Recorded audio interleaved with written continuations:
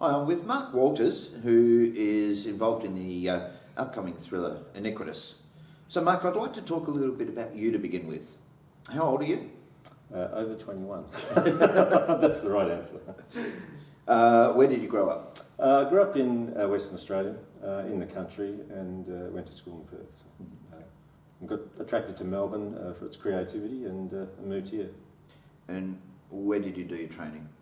I did training in high school, and I've since done training with NIDA and studied Meissner with the Impulse company. Now, how did you get your start in the acting industry?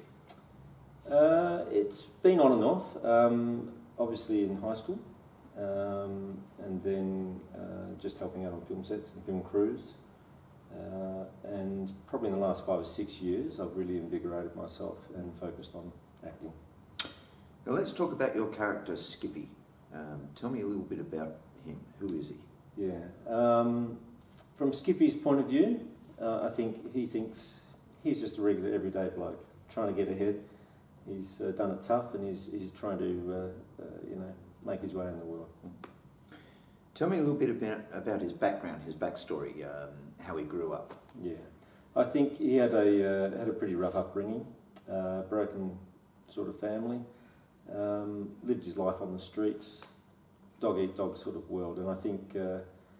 From his point of view, he doesn't see it, but I think from my point of view, as observing the character, I think he's a very shifty sort of character. Yeah. Now, a lot of characters in Iniquitous are searching for something. So, what would you say Skippy is searching for? I think Skippy is looking to advance himself. I think it's all about him, anyway. So, I think he's really trying to look for his next break to get ahead, whether it's winning the next hand at poker, or whether it's getting the next girl or making the next deal. I think that's what he's looking for. Mm. Does Skippy have any strong personality traits or characteristics? Definitely. He's to him, he probably would say no, but from me, again, observing the character from the outside, I think he's very shifty and very every move has an ulterior motive to it. So yeah. What similarities are there between Skippy and you? Probably the opposite. Not many, but again, in character development, I try and draw parallels and look for elements that I can identify with and emotional elements I can identify with the character. So probably not a lot, but I've had some experiences, let's say colourful racing identities over the years and people that I've known, so I've drawn on the experiences with them and my own experiences as well. What about differences between the two of you? Oh, we're very different, I think. Very different. I'm very upfront and straightforward, and I think he's very guarded, and he's always looking for that opportunity, opportunist. Now let's talk about the audition process and preparing a character. So how did you prepare for your audition? Sure. So we had an audition script. And at that stage, you can only work on, I guess, what you've got. So that involves script analysis, looking at characters' interaction with other characters, which give you clues about the person. And I think you do subconsciously bring your own personality to each character. So, yeah, I think those are the essential elements to understand the story arc. What the characters' objectives are. How they're interacting with other people, and from those elements you can draw and build a framework, I guess. And you did a self-tape audition.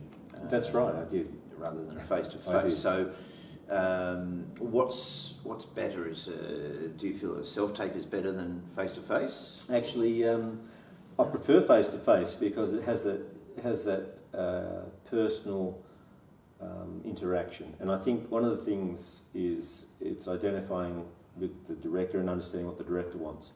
And part of what's lacking, I guess, in that self-tape audition type of scenario is you're not getting that feedback from the director, which you would otherwise normally get in the course of filming or in the course of auditioning. Yeah. But the reason we used a self-tape for you was because you weren't available. I was otherwise busy, Yeah. that's right, which is a good thing. Now, there were a lot of people auditioning for your role. So what advice can you give somebody who is heading into an audition? So I think I've seen some disasters over the years on the sidelines as well as waiting in line. I think the thing is read the script is the first thing you've got to do. You've got to understand the script. Make sure you look at your character, how they're interacting with other people. All the clues that you need to build the character, they're on the paper. So you've got to be prepared. You've got to know a little bit about your audience. You've got to be willing to listen to the director and take direction, obviously, and not take it as criticism, which is something when I was younger I found very hard to do, but as I've got older I've improved, hopefully.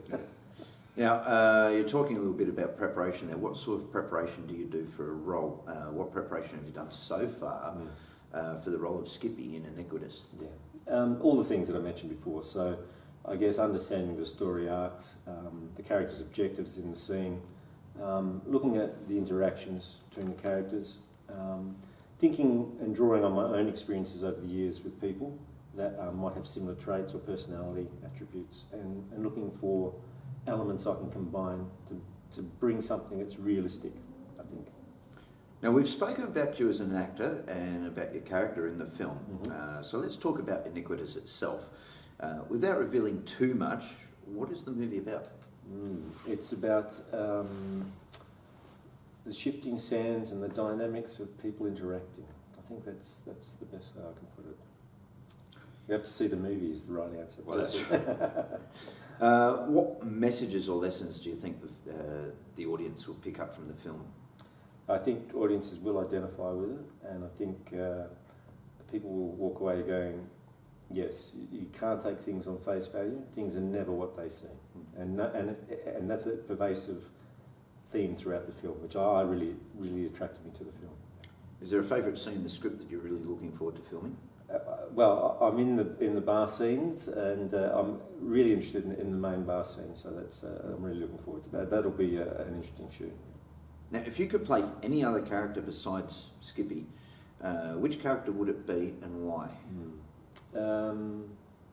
Probably Dean. I think I'm a bit old probably for that role, but I think it's obviously it's a deeper character. There's a lot more to work with there, and he has an amazing journey like so many of the lead characters in the movie. Now, you're not only acting in this film, you're also doing audio, sound recording for it. So let's find out a little bit about that.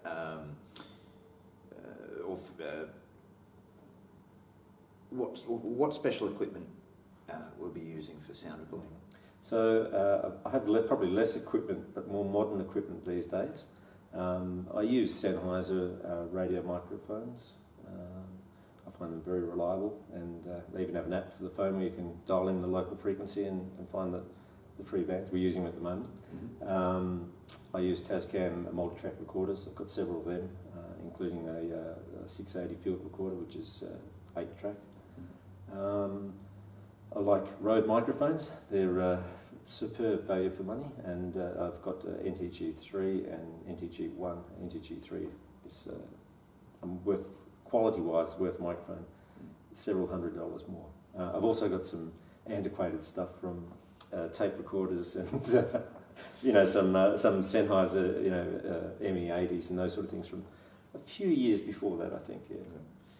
Now, what was your first crew position? Has it always been sound recording, or have there been other? Yeah, well, no. I because I enjoyed film, I was thinking about that question before, and I think the right answer is official title probably would have been Dog's Body, and the film was something like Bobby's Girl or something like that. So I can't remember the exact thing, but I've done a lot of. When I was younger, and obviously a lot more physical, a lot of the running and crewing and stuff, and just use that to observe the whole creative and filming process, I guess. Are there any technical challenges that you've encountered, or that you anticipate encountering with the film?